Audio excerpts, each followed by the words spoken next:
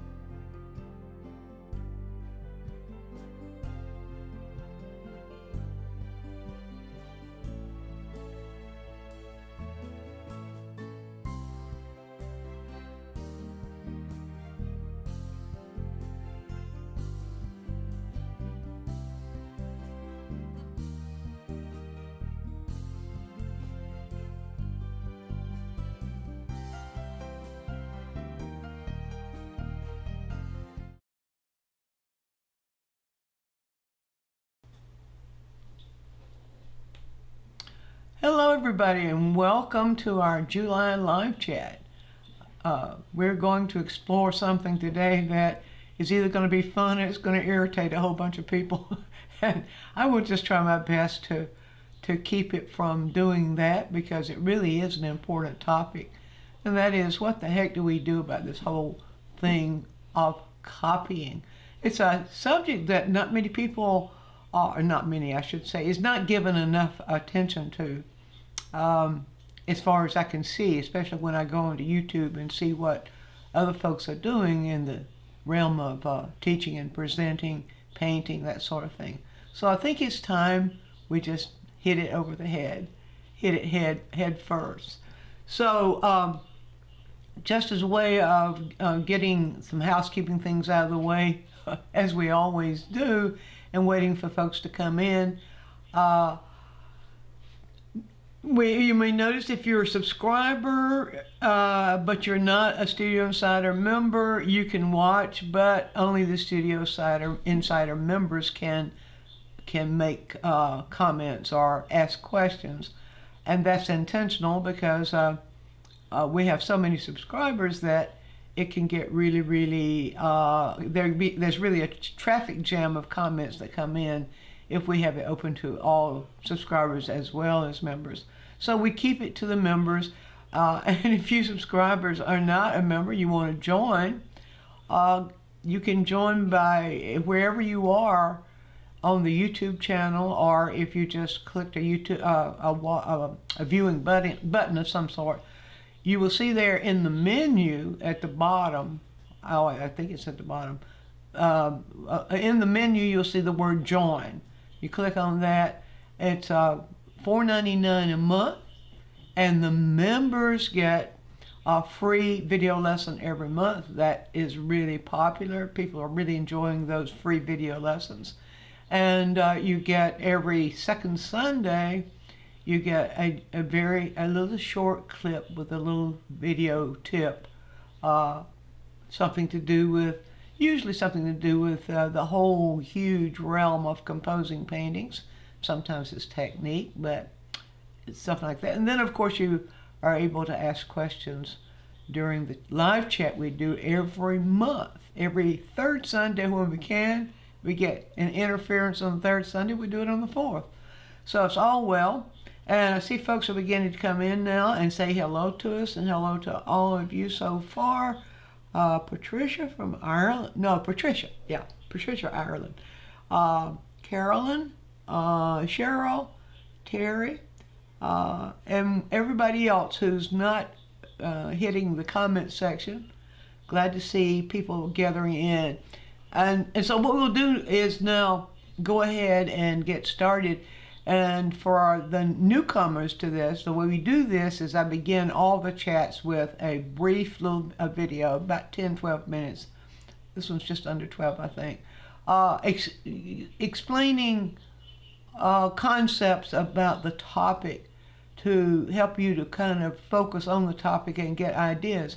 And if you happen to, those are the members, Studio Insider members, jot down questions you have on scrap paper or something, and then wait to the end of the video, and then you can ask the question, and we will have our little discussion as we always do. Here comes Mary Ellen and Sheila. Great. So, Roger, are you ready? I'm ready. All right, let's just go ahead and roll that video. Okay, folks, here we go, and I'll see you on the other side.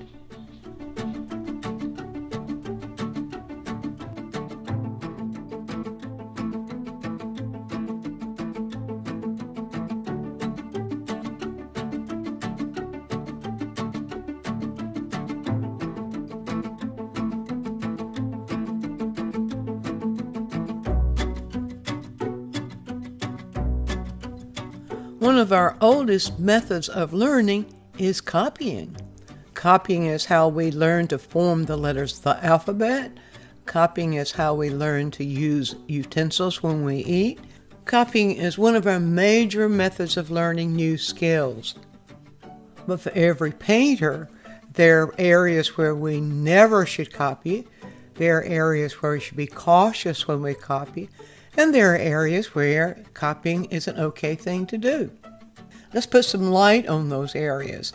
Let's find out where we painters should really pay attention to that whole issue of copying.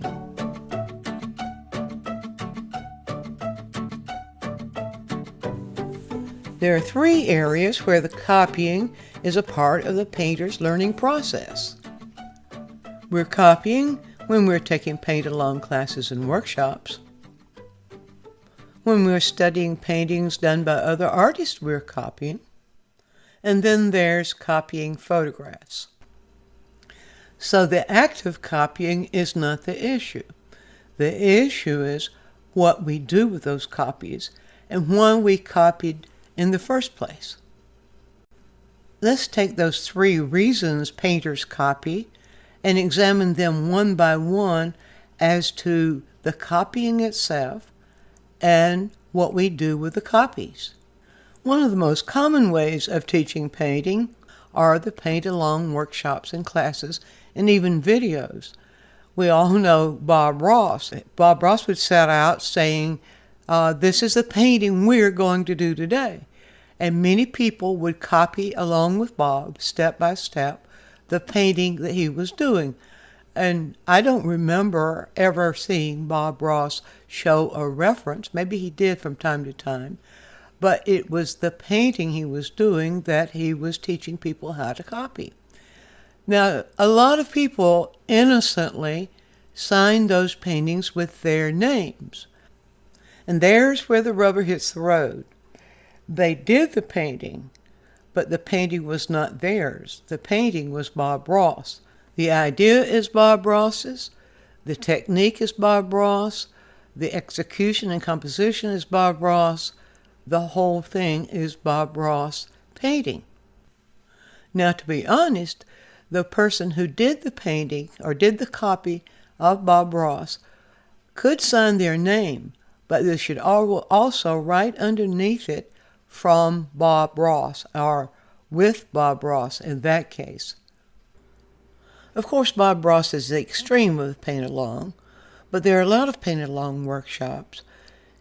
It doesn't matter who the teacher is or what the workshop is. Any paint-along results or painting should be credited. Never try to claim something that was not yours to begin with. But what you can claim are the things you learned from doing the paint-along.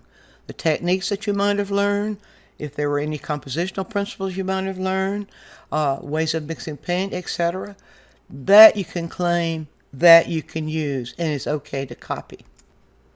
Not only to copy techniques and composition, but to expand them into your own language, into your own way of using them. Painting, like every other skill, has certain techniques, certain ways of doing the painting itself that are universal, the way things work. And those things are available to all of us. We can all take those, and when we use them in our own way and through our own voices, then they belong to us. Then the painting belongs to us, but not when the painting is being done by somebody else. But what about when we study a painting done by another artist, where we are not following a paint-along, but we're simply copying another artist's painting? Well, that too is tricky. There's where we have to be cautious. The important thing is that whenever we're using another artist's work to learn, remember the whole purpose for copying as an artist is to learn. When you use it to learn, then you take what you learn and use it on your own and even evolve it on your own, then you can claim it. You can sign the work, of course, no problem. But copying, whether it's copying from another artist or whether it's copying with another artist, that kind of copying we have to be cautious about. And this is a good place to bring up a nasty word, plagiarism.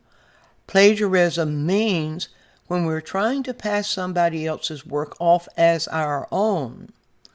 There's a difference between taking someone else's technique or practicing how someone else has composed something and then using that method to apply to our own idea. That is not plagiarism. That is simply applying something that's universal. Austin Kleon calls it still like an artist. I like Austin's definition of copying to learn. He says that copying is reverse engineering, taking something apart and putting it back together to see how it's made. Now that is what we all do when we learn by copying. Something else I like that he says, and that is we are copying from our favorite artist to learn to see the way the artist sees. And he adds to that, you want to see like your hero, not look like your hero. Probably the stickiest kind of copying is when we copy photographs taken by somebody else. That can really get sticky, and sometimes that can end up in court. In 2022, a case was heard by the Supreme Court. It was about Andy Warhol having created a series of 16 artworks based on a 1981 photo of Prince taken by the photographer Lynn Goldsmith. A lower court had determined this was fair use, but the Supreme Court ruled that it was copyright infringement. There is a law in our country that protects artists or anybody who creates images. Once you create an image, it belongs to you. You have automatic copyright for that image. If you make that image a free use image, such as those we find on pixabay.com or on pexels.com and other places on the internet where we have copyright-free images, then that image is available for anybody to use it anytime and any way they want to. But for the artist, for the painter, it becomes sticky when we copy that image verbatim, no matter who took the photograph. We forget sometimes that a photograph is that photographer's composition, that photographer's viewpoint. If we copy that composition, that viewpoint, and claim it as our own, we are actually infringing on that person's copyright. Not only that, but we're really being dishonest. However, if you copy directly from a photograph that is not copyrighted, you still need to give credit for it. Put the photographer's name underneath yours. Just say from and the photographer's name. Writing that underneath your name tells the viewer you did the painting, but you took it from the composition of this photographer. It's just the honest way to do it. We all need images in order to learn to paint. Whether those images come from photographs or whether we are looking at the image as such as a still life or of portrait, or whether we're in plein air painting. We need the images in order to learn to paint. We just need to be careful and aware of where the image originated and what we do with it or how we present it without claiming full credit if we didn't create the image itself. Now, there's one other point I want to make, and that is about the images that we use for learning. If what you do is within a classroom environment, or if you're taking a course online, or any kind of method of learning, then that really should not be exhibited as a professional work. It should not be presented as a professional work because you had help and guidance while you were doing it. What I suggest, and what a lot of professional artists and teachers suggest, is that you think of your work, the work you produce as a painter, in two categories. One category was, is this the result of learning, of a learning environment, or is this the result of your working environment, where you're actually working to create a painting without the guidance of somebody else? So you see, the issue is not copying itself. When we're using copying as a method of learning, that's totally different from when we're copying to claim something that someone else has originated or someone else has done. Let's stop now and give you a chance to ask your questions.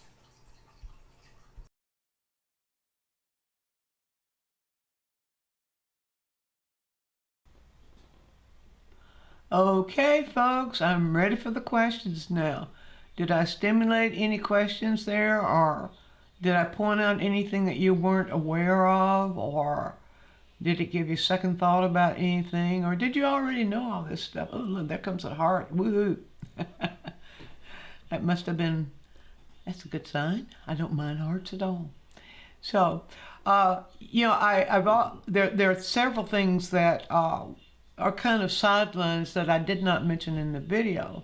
For one, I'll just bring up now, and that is that in the copyright protection, whether anything is open source or, well, let me say this a different way.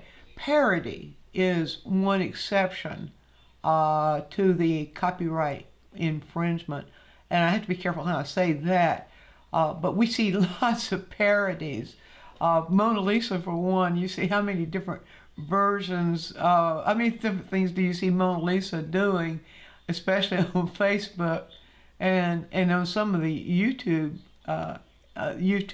videos. And then we were talking about that earlier, that Mona Lisa is heavily parodied as is American Gothic, the old farmer and his wife. How many versions of that have you seen? And then the girl with the pearl earring is another one that has gotten lots of, lots of press, lots of attention. Folks love to do parodies of those sorts of things. And then we know that there is the parody that happens in writing as well. And sometimes even in music you will hear parodies.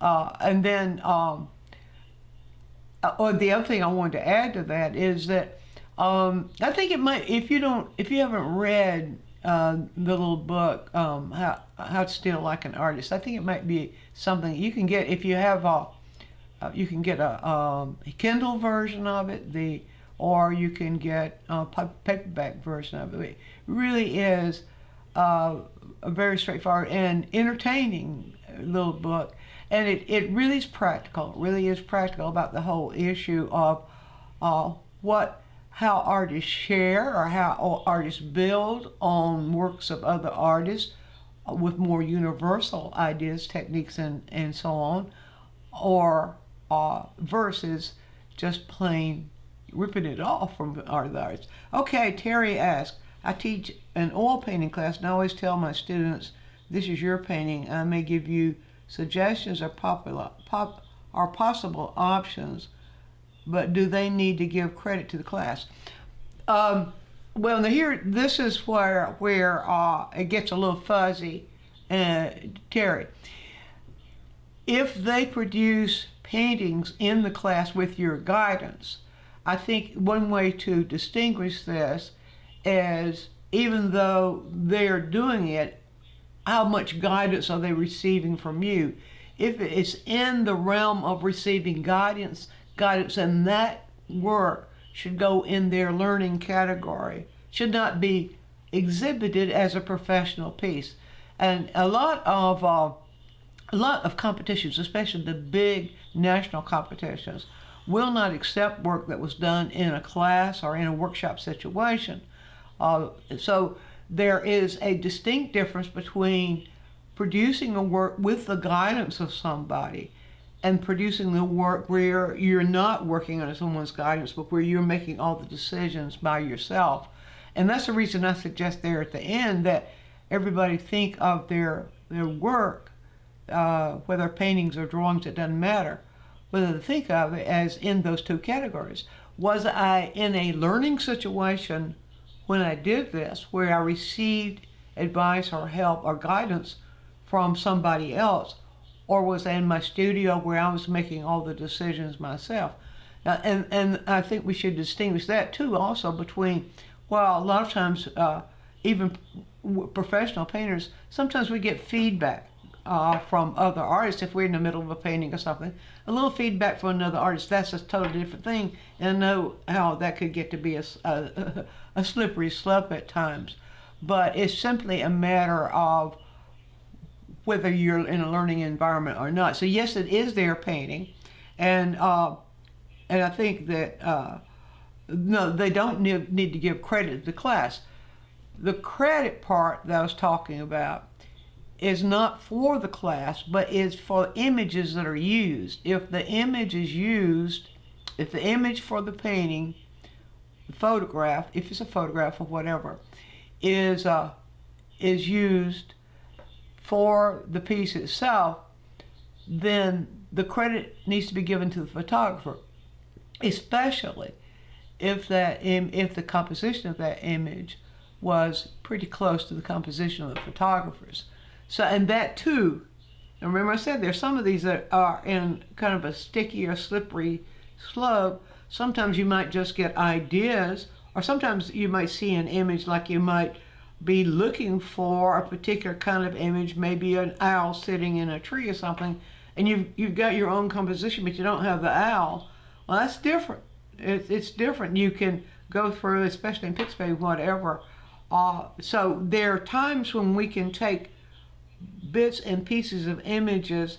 So it's the whole, I think it comes down to, if you took the framing of the piece from the photographer, the photographer's point of view, viewpoint, then you need to give credit to that photographer, because it was that photographer that created that composition, not so you see that little bit of a difference there.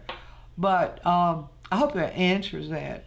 Cheryl asks, when copying a master's painting such as Rembrandt, which are in the public domain to initially learn, then later someone wants to purchase the painting, should one just say no on the sale?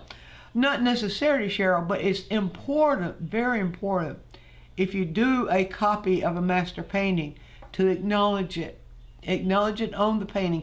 Now, some people don't want to mar the surface of their painting by saying from Rembrandt or whatever, but I advocate doing that. I advocate sign the piece, but underneath it, just the way I described in the video, underneath your signature, say from Rembrandt.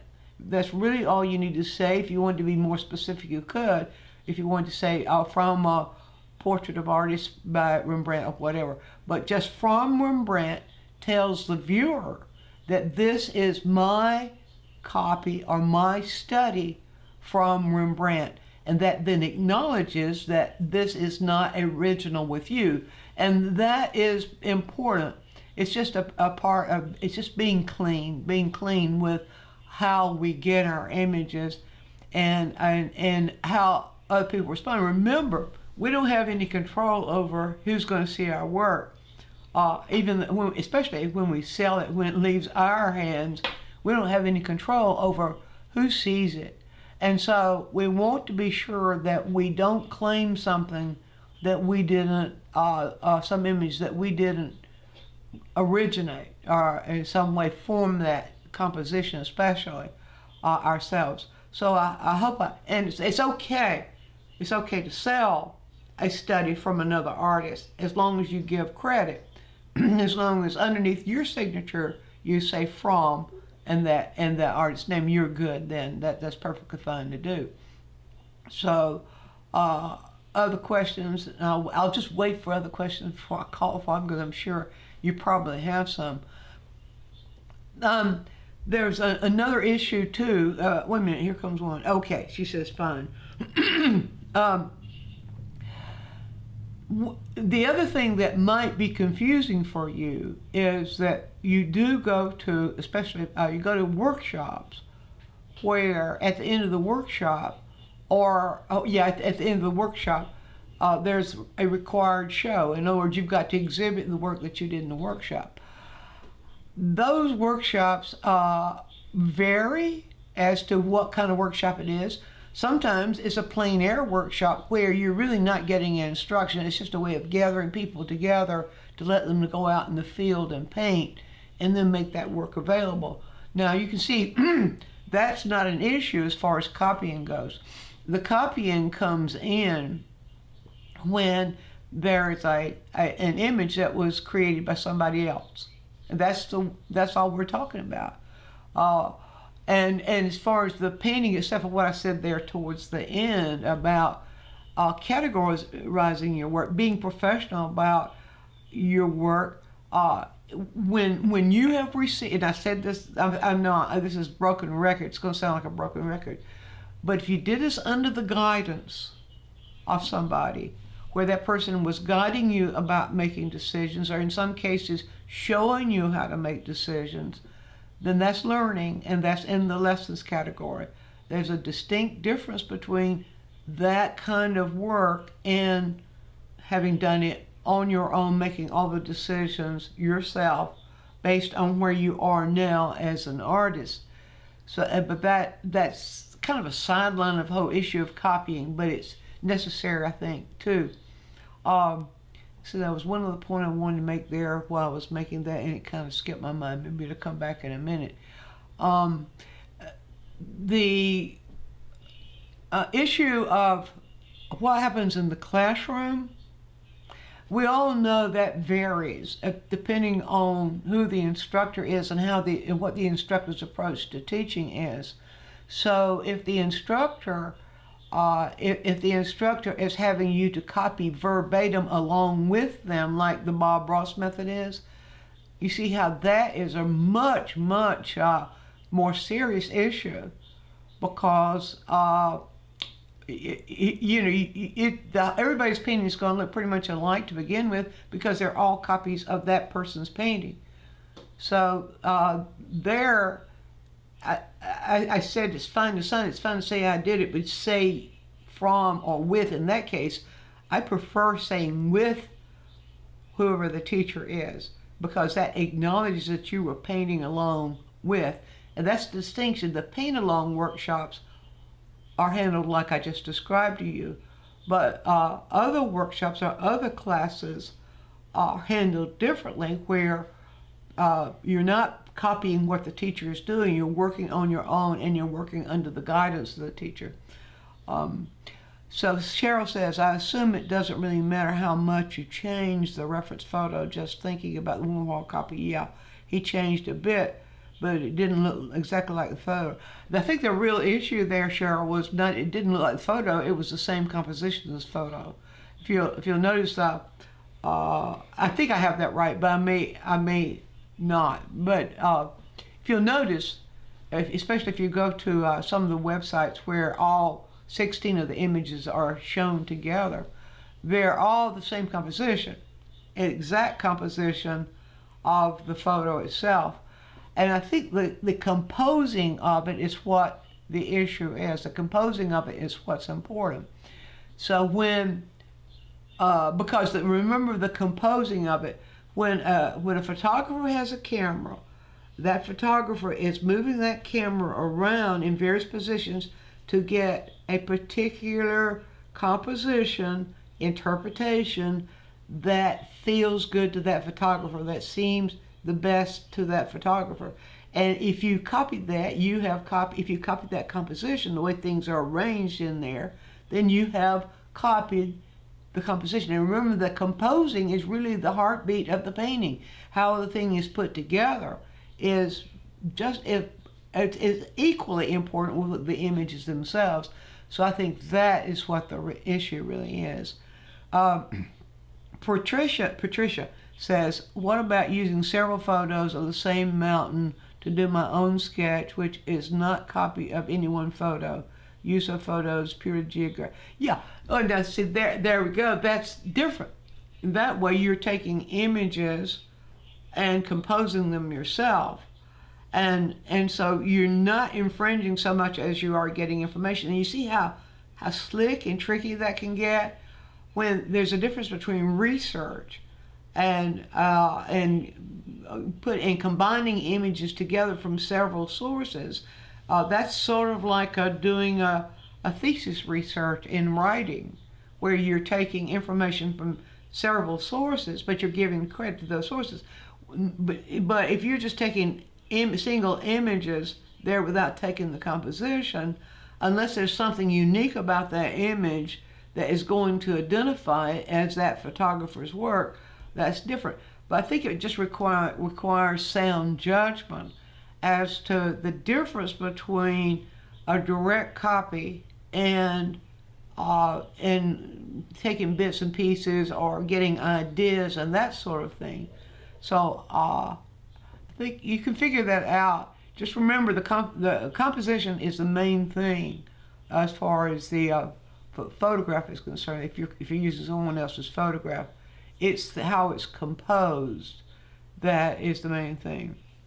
Carolyn, did I answer that? Patricia, let me know. Carolyn says, it used to be if you changed a line of music of the same color composition, that would make the work yours. Yeah. And see, there again, it gets it can get fuzzy. There are a lot of gray areas when it comes to this whole topic. And I think as far, and the copyright laws have changed a lot over the years. There has been a limp attempt to evolve the copyright laws according to how things have expanded in the area of visual art and music and literature. So it's sort of like when a basketball player studies the moves of another basketball player and tries to imitate those moves to make it work, but then adapts it to his or her on a physical way of moving, then is that stolen from the person it's taken from? And so that can be a gray area. No, maybe that the general opinion is it's an adapted thing. It's taking a particular technique and adapting it to your own.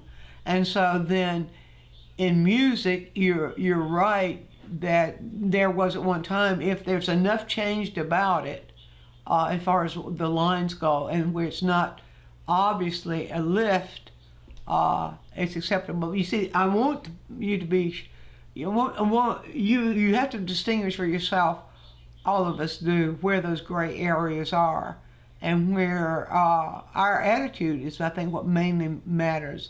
What is our intention? And so let's see, what else have we got now?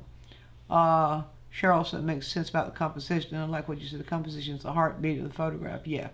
Thank you, Dianne. The clarify is good. Glad to see that clarified reached discussion about Warhol, created some discussion.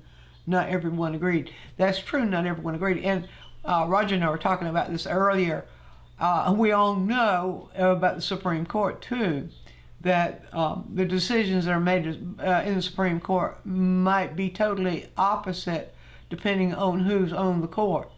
That one set of justices might determine something, and then maybe a few years later, that whole composition of justices has changed, and they take the same subject and revisit it and change it. We've seen that happen recently. So it could be that, you know, future justices of whatever would not agree with the Supreme Court's decision. So I'm not saying the Supreme Court was right or wrong. I'm just saying let's be aware that this can happen. And that's all. The reason I showed you that and brought that up is I want you to be aware, especially if you use a copyrighted photograph, if you copy a copyrighted photograph, or if you use it in a painting, enough of where there's enough similarity that it can be identified as having been having evolved from that painting or come from that painting, then you could be sued. Now, it's especially true. Let me call your attention to something. One thing that I've seen happen over and over again is people taking images from magazines, from newspapers, taking photographs from newspapers and magazines and copying those. Now those things you might say are double copyrighted. They with the artist, or the photographers, usually photographers in a magazine or newspaper, the photographer has the automatic copyright. The publication itself has a copyright to that publication, and so either one of them, chances are happening very slim, of course, but I wouldn't want it to happen to me because you get the pants suit off for something like that. So that's just another element of it, just another part of it. And I don't remember even what it was I was addressing when I brought that up. All about the composite. About the Warhol thing. That's where we started. That's what started that little stream of thought, wasn't it? Yeah. So I think be reasonable, be aware. That's the main thing I wanted to do with this chat with you today, was just to create some awareness of where we get our images and the purpose they serve in our work. And not to be dogmatic about it, and not to point fingers or anything like that, but just also consider what your purpose is, and what you do with the work. Now let's see. Carolyn says, I wrote once to a calendar asking to copy pictures. They sent me permission, but that may not apply for top. Yes.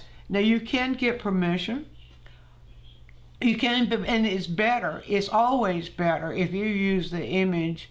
If you use the image of a photographer, especially a copyrighted piece, it's always better to get permission. It's just cleaner to get permission to use it.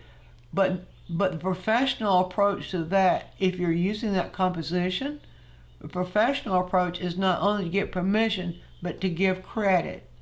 Now, a lot of times I will use paintings when I'm teaching in workshops, especially. I will use paintings as an example, and I'll take them through in some kind of an analysis. I always get permission from the painter before I do that. I always send an email and ask permission, and I've never been turned down. I've always been granted permission. At the same time, without exception, they ask me to give credit, and I always do. And so if you can think about for yourself that if someone copied your work, what would be your reaction to that? Now I know I've heard this, I'd be complimented. Oh yeah, well I tell you what, when I've seen my work copied, I didn't feel complimented, I felt resentful. And I probably shouldn't bring that up, but there is another thing too, is when a person is intentionally copying somebody else's painting and then signs it without giving credit. Now, can all of you see just kind of how that nasty that is? So you can see that, and I've talked with many, over the years, many professional painters who have had this happen. I've had it happen, And I think almost all painters whose work has been exposed to the general community has had that sort of thing happen. Somebody see your painting, and especially if you do a video of that painting, somebody might copy it verbatim, and sign it, and not give you credit. Well, that's really dishonest. And even though it could be taken to court, I don't think that's not even the point. The point is, let's do our own work. Let's get our own images. And if we work from somebody else's image, let's give them credit, or somebody else's composition. Patricia asked about international copyright. I'm not real cognizant about international copyright. I know that some countries are parallel with ours on the automatic copyright, but I think copyright probably varies, and I'm not really up on an international attitude about copyright. So probably check that out. Yeah, probably check that out. See what you can find out. Do some research online about that, Patricia. Just don't know the answer to it. Okay, let's see. So it seems like there was something. Oh yes, there's one other part I wanted to bring up with you about the whole issue of the copy thing. And this is not really about copying, but it's akin, and that is, now I'm a little bit hesitant to bring this up, but I want just to create some awareness here. When you are in a class and you are doing a painting and you can't figure out how to do some area of the painting, and you call your teacher over, if your teacher does that area for you, then is it still yours? Is the piece still yours? Is the piece still 100% yours? Or now does it belong to you and your teacher? Now, I know some of you who are watching this are teachers too, but that's an issue that I think is something we need to consider. From my viewpoint, whatever is done in class ought to be recognized as class work, as the class category, and it needs to be indicated. You need to. I think it would be wise of us, I should say it like this, to make that distinction. If I did it in class, if I'm learning, if I needed someone else to do an area for me because I didn't know what to do, then that's a learning experience. That's not to be exhibited as professional work and presented as yours, that you did it totally by yourself, or that is your total idea or your total execution, that it's your skills that made everything on there happen. You see what I'm trying to explain to you there, that I think take that in consideration.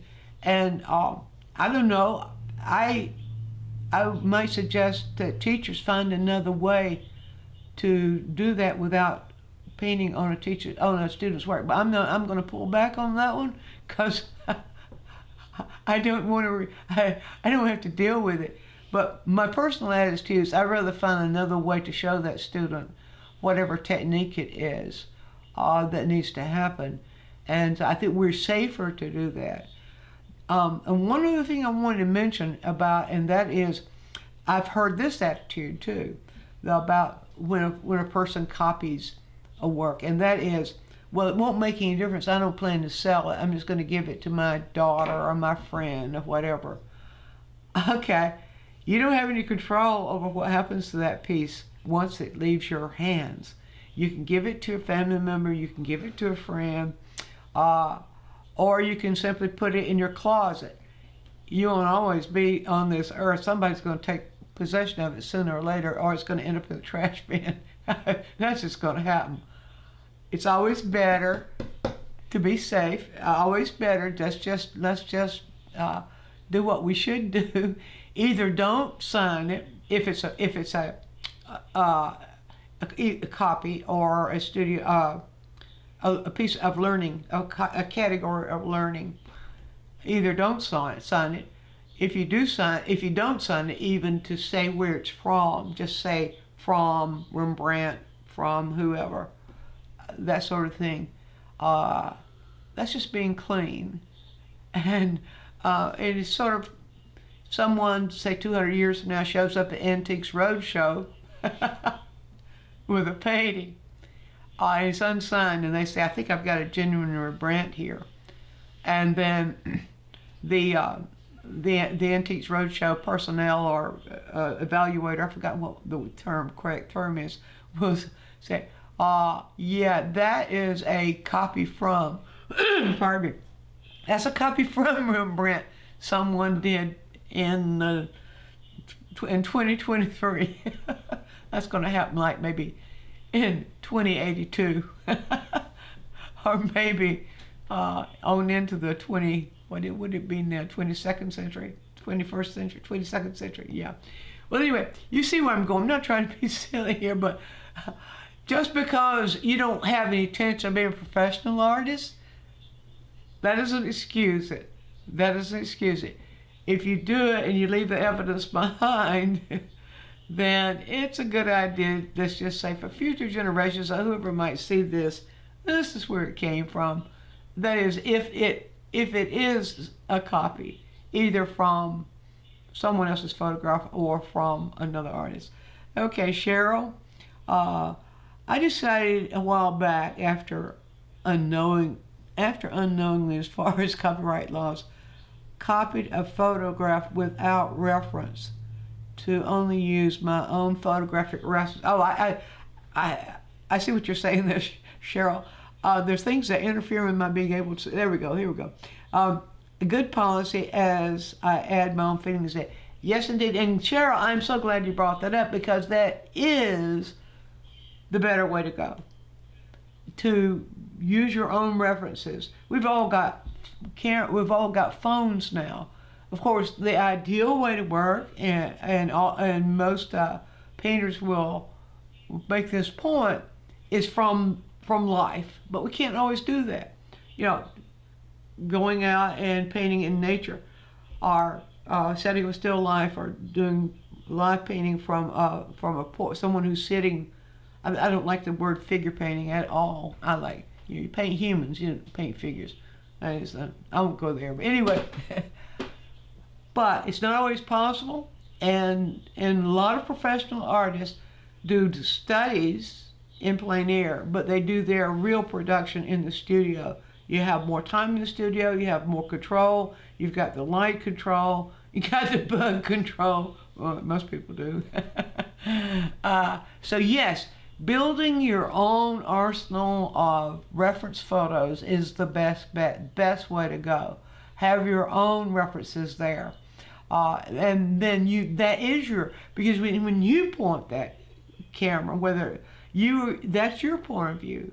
And then you're clean. You don't have anything to sweat, because when you sign it, it's yours. Your image from the very beginning.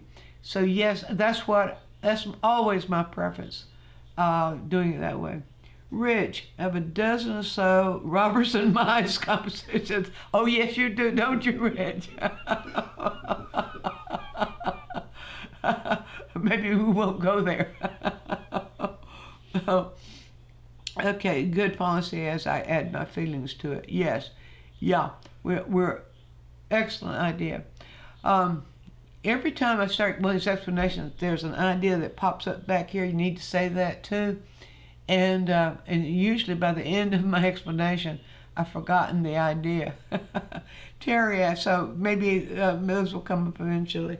Terry says, thanks for the information. I'll share it with students. Yes, I've never painted on the canvas of the student. Bless you, Terry.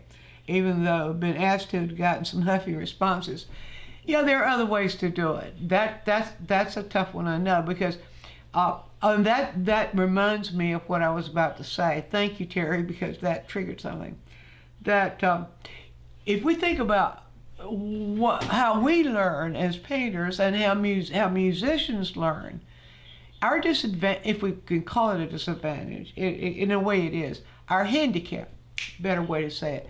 Our handicap is that we have our evidence left behind. We cannot practice painting without doing painting, and we cannot do painting without creating something, with having the evidence left behind. A musician can practice without unless they record it, they don't have the evidence left behind.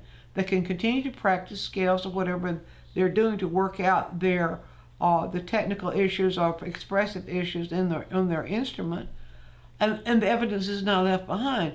So the musician doesn't really have the problem. We really have a problem because when we make something and that we've created a painting, the tendency is to show it. That's fine. Show it, share it, whatever. But that is a little bit of a handicap because that then makes it a little bit fuzzier in our heads and in our collection of work. It makes it a little bit fuzzier what goes in the learning category and what goes in the working category. When I say working category, now remember what I mean. I mean you didn't need guidance. You weren't using someone else's guidance, but you were producing with your own decision making and so on, like that. And so that we can just acknowledge that. I think a good policy there is what I say is don't do your rehearsing on stage. I don't know any musician that goes out in front of an audience to rehearse or to practice. Every musician wants to do their practicing rather sort of in private, but certainly not with an audience, not necessarily, unless they're a real funky musician. But anyway, but painters don't have that privilege of not being able to not leave the evidence, etc. So that's why it's really easy to create your work, to keep your work in that category. What's my learning category? What area of my studio am I keeping my pieces that I use for learning?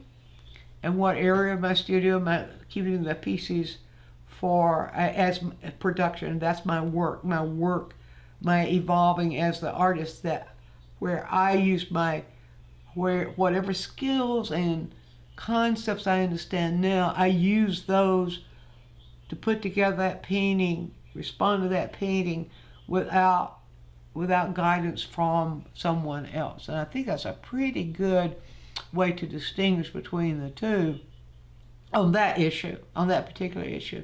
Cheryl says, I think it's not the composition when I said feelings. I think it's not only the composition when I said feelings. I know what I was feeling in the mood of the scene, then took the photo, so then I aimed to convey the feeling into the painting. Very good point. Very good point. Yes, and isn't it interesting how that happens, that when we do have a special response to a scene and we take a picture of it, that we will feel that again while we're painting. It's kind of a revisiting, it's an experience that we're sort of revisiting. And it's not to say that maybe seeing a photo someone else has taken might not also stimulate some sort of response that you associate maybe with experience of some sort, but it's yours. It was your point of view in that particular situation, in that particular time, etc., etc. So, all right, folks, we're getting towards the end. I want to, at this point, before we wrap it up, I just want to say that, and this is one of those time things where when anybody that watches this after July the 31st, it's not relevant at all, but because we are live now in July. 2023. 2023. Thank you, Roger. That's right. Because somebody might be watching this in 2038, right? Or 2062. I don't know. We don't know what's going to happen then. But anyway, now, here's what's going on now. We have a special offer for our midsummer offer for you at DianneMize.com, where we sell our lessons. Now, these are the little individual lessons within a topic series, a series that is involved around a topic. So we're doing a buy one, get one free. These are downloads. You buy them and you download them onto your computer or your whatever, so that you always have access to them. So that's running through July the 31st for any of you who haven't already discovered that. There's a code, there's a coupon code there on the front page of the website. So all you have to do is to put everything you want, you buy as many as you want, put them in your cart, and then at checkout you use that coupon code, and that will knock off 50%. In fact, it's buy one, get one free. So I just wanted to acknowledge, let you know about that. And let's see, Terry says it's fairly delicate balance between offering value of instruction and actually telling people what they might do. That's true. That's true. Teaching is a tricky business too, isn't it, Terry? So, okay. Is there any other question? If you have any other question, last call for questions, because it's getting just about time to wrap this thing up. And if I keep talking at this point, you know what? I might be shooting you some bull. And let's see, the buy one, get one is not just for the Academy workshops, but it's not the Academy at all. Thank you, Cheryl. No, the buy one, get one is not at all in the Academy. It is just for the lessons on the lesson site. We have those two sites. I know it's confusing, but we haven't figured another way to do it. The one site that has individual lessons, that's DianneMize.com, D-I-A-N-N-E, 2 N's, Dianne Mize, M-I-Z-E.com. That one is the one where we sell the lessons, the downloads. The other one is the Dianne Mize Academy. That's where you take courses. Those are full-length courses. Totally different way of learning, but still a fun way of learning. Both of them are. But the sale is not on the Academy right now. It's just on the lesson side. Eve says, thank you so much. Good to know this. So similar to what I've learned and worked with my photography. Good. Great. Okay. You're welcome. All of you. Teaching is tricky, but you do it so well. Thank you, Patricia. I've been doing it long enough. If I can't do it well, I'll stop. All right, folks, I'm going to go ahead and wrap it up. I think that we pretty much have aired this one out. I did have one comment.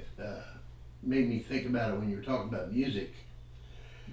The lawsuit against the British pop artist Ed Sheeran. Mm-hmm. He was Marvin Gaye's estate or something, sued him, saying that he stole the chord progression. Stole the chord progression? Yeah. I hope y'all heard that. So who won the suit? Ed Sheeran did. He said that the chord progression was been used way before Let's Get It On ever came out. That's a good point. Yeah, because so there's historical evidence. Yeah. Yeah, and that's true, in painting too. And that's what I meant when I said that certain things are universal, like certain ways of composing color, certain ways of composing shapes, or certain ways of creating visual paths.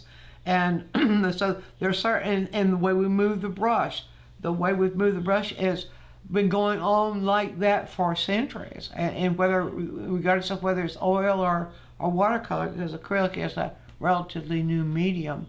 So yes, that's a good thing. There's so many parallels between music and painting that I don't think there's any end to it. Okay, Cheryl says, great. I thought it was Academy workshops. I'll go fill up my cart. No, not Academy workshops. Just lessons. Just lessons on the cart. Go fill up your cart, Cheryl. It's a good deal. We won't run one like that again for.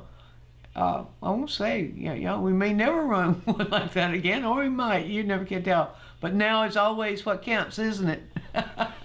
Okay, folks. Thanks to all of you for staying with me, and you asked some good questions. And just go out there and enjoy painting, and that's what it's all about, isn't it? All right. That's it. So bye-bye for now.